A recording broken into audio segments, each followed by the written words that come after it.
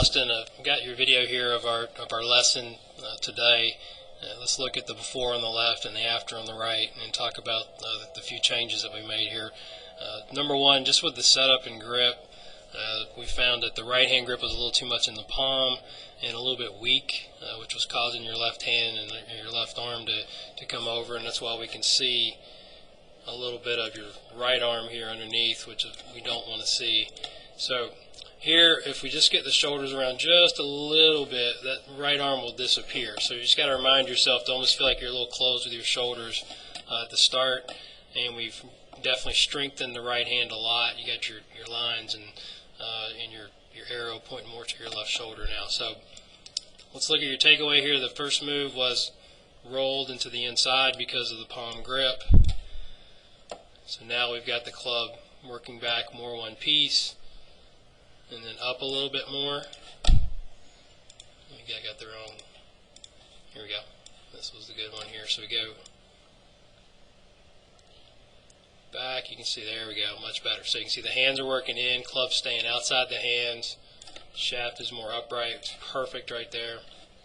And then on the left, because it was so late, rolled inside, it gets really laid off at the top. So our goal was to get this a little more on line at the top of the backswing. And you can see a pretty good change right there, and definitely a little bit more set of the hands just because the right hand's is more in the fingers. So ultimately, as you work forward, is I want this club even straighter at the top. Okay, let's just look at a couple more here.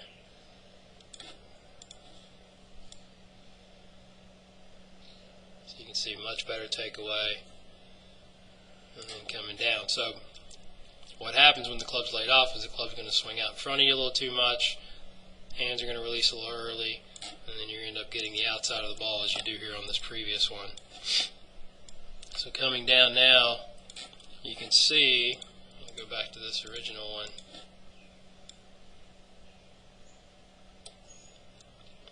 you know, much more lag in your downswing, the club head staying behind your hands longer, and you're hitting it much more solid. Like I said, the miss is going to be a little pull to the right if you do dump the club a little early in the downswing. So with the grip a little stronger, it should pretty much eliminate that left shot.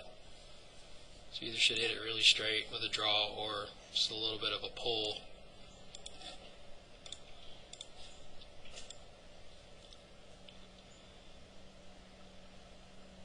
So right there, we'd like to see that club head just a little more behind the hands, preferably, and we'd be golden. So let's put a model on here for you. Let's see.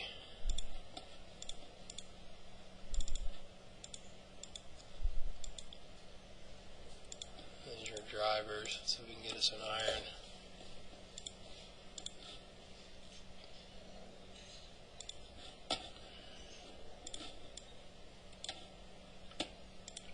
Flip them around there. I believe this is Tom Pernice Jr. And so you can see, you know, pretty good there. Yours is here, so I want it a little straighter at the top. Really close though, right there. And then there's the move down. So you can see he really drops that club to the inside and keeps the club head behind his hands a little longer where the handle gets there first. So downswing wise, as you go forward, if you keep pulling a little bit, you just got to really feel like the handle continues to work down and out to the left. Okay, and you don't feel like you need to square it up with your hands as much. You'll start hitting that nice little draw ball. Start more on line or a little left of target and then draw back. So, you know, drill wise for the downswing, I think, you know, little half swing punches would be great, where you're really maintaining the shaft angle and getting that forward leaning shaft through the ball would be great. So we're really trying to feel like we get the hands a little more out in front through impact. So great job. Really appreciate you coming all this way to see me. It means a lot for sure.